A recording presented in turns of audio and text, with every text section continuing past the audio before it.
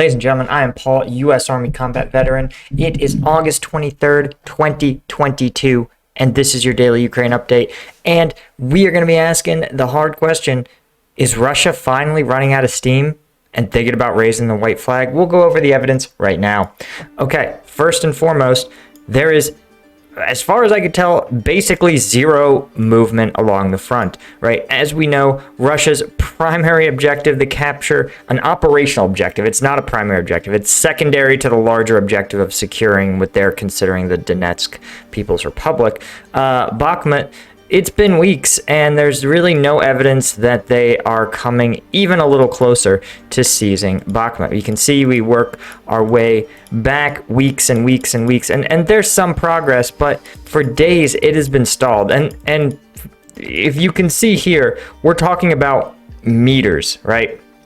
This is 500, 1,000 meters of progress. This is something that looks more like the First World War in terms of the pace of advances than any sort of modern conflict. And there's been zero movement at their other operational objective of Seversk, right? As we've talked about, there is a little tiny bit, again, hundreds, maybe even just dozens of meters of progress as Russians tried to secure a little bit of turf around what will be the capital city of their DNR, Donetsk. So it's really slow going. As we've discussed, they can't even seem to dislodge them from the airport, which again is, while a long way from operational for civilian traffic, should at least be made operational for military flights.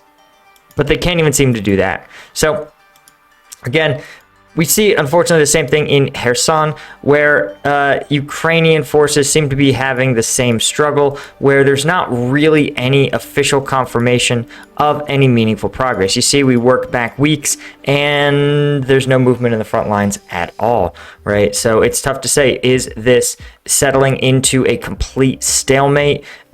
Tough to say. Now, what other interesting news makes us think that maybe the Russians are getting a little tired of it? Well, there's been an interesting bureaucratic tweak in what Ukraine considers, what is the Zaporizhia Oblast. This is somewhere that I think would become part of the DNR, I believe. But they've basically declared the region's independence from Ukraine by claiming that Ukrainian citizens trying to go back to their homes are actually asylum seekers. Now, asylum law is complicated and it's different in every country, but based on I think it's the 1956 or 1948 Treaty on Refugees, there's a certain class of person who is an asylum seeker. These are people who are fleeing persecution because of a protected class or because of their dissident political beliefs, right? They cannot, anywhere within their home country is unsafe for them to be, and so they flee that country seeking asylum in the first safe country or another safe country. Now, the key requirement is they have to flee their home for somewhere else. If you already own property somewhere and have lived in a place, in a village or in a town for most of your life, going back to that does not make you a stateless person, nor does it make you a seeker of temporary asylum, right? It makes you someone going back home is what it does, right? Sometimes there's a category called IDPs, internally displaced persons, and that would be a term for a Ukrainian who, let's say, flees the fighting, goes to Lviv, lives in Lviv for several months, and then returns home when their area is no longer ground zero for the fighting. Now, the key is that under Russian law, if you are a asylum seeker, you are a person who is outside of his or her country of nationality or habitual residence. This, if you see the logic here, it implies that now the Zaporizhia Oblast is actually its own country, right? And that Ukrainians going back home are actually asylum seekers outside of their proper nationality. it's a weird workabout, but it may be the beginning. And when we talk about laying the groundwork to declare independence, this is one example of the sort of legal wrangling that has to be done in order to facilitate a Declaration of Independence. Right, you should see things, if you were truly an independent country, right, you would see legal groundwork being laid in this sort of flavor all the time. You would see a different tax structure, right? How do you tax a foreign national versus an expat, right, or someone living in a different state? Look at how you do things like car registration, import and export. You would establish customs. You would have customs laws. You see how there's a lot of administrative rigmarole that has to get rolled out to even create the illusion that you are an independent country. And you see how incredibly hard it is for the Russians to do something like this.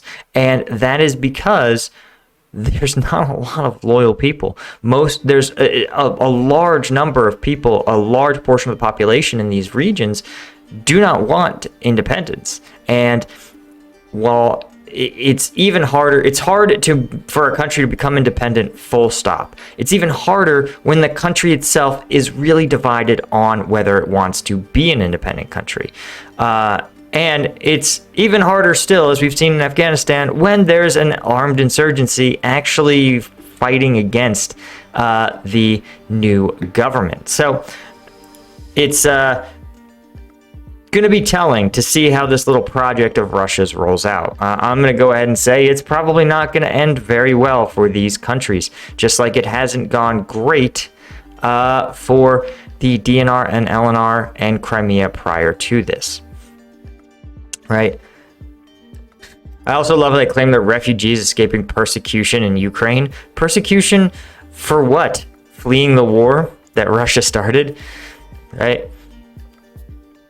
So anyway, one other interesting bit of news that I want to point out is that a Russian billionaire's super yacht has been seized and will be auctioned off to attempt to pay the loan he defaulted on. And it's got an infinity pool and a 3D theater, which apparently has drawn a staggering amount of interests. Now, I literally can't tell what this means, because it could mean that there's a high interest in bidding on the yacht, or literally the loan on the yacht is so expensive, it's drawing a staggering amount of interest. Either one, probably both are true, right? But I'd be curious to see. Let's see. I wonder if we can find a picture of this mega yacht. Right? It might be this one here, the $600 million yacht. Oh no, it's valued at 63 million pounds.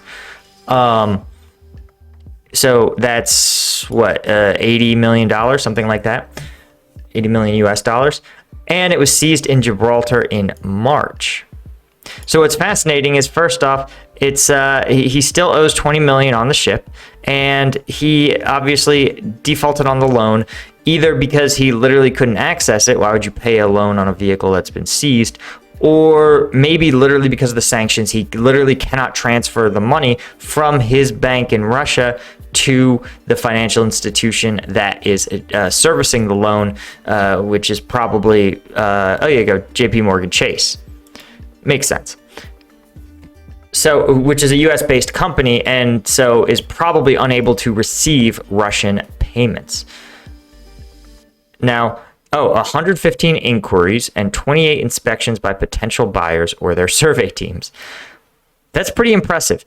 And 68 million is crazy, but it's not like 600 million. There's literally, you can probably name the like 6 to 10 people on Earth that can afford a $600 million super yacht, but a $63 million super yacht, well, if you're worth north of 100 million, well, I'd say if you're worth north of about 200 million, so that's owning basically any publicly traded company, you probably can afford this yacht. You could also, I wonder, given its infinity pool and 3D theater, actually run it as a business. Come in, seize the yacht, you know, if you can especially get it for, let's say, $60 million, you could rent it out to other rich people, celebrities, companies to have events on. Let some drop shipper film their 30-second TikTok on there while he sells you his course. Whatever it is, it's a great opportunity to own a piece of history. Anyway, guys, just some fun times. If, of course, you guys know that YouTube censors have been cracking down on me just a little bit. If you want to see my breakdowns of the uncensored, spiciest combat videos that I just can't put on YouTube, you want to become a member of the Patreon. Link is in the description. And thanks, of course, to our Lieutenant tier patrons. You guys make this possible. See you in the next one.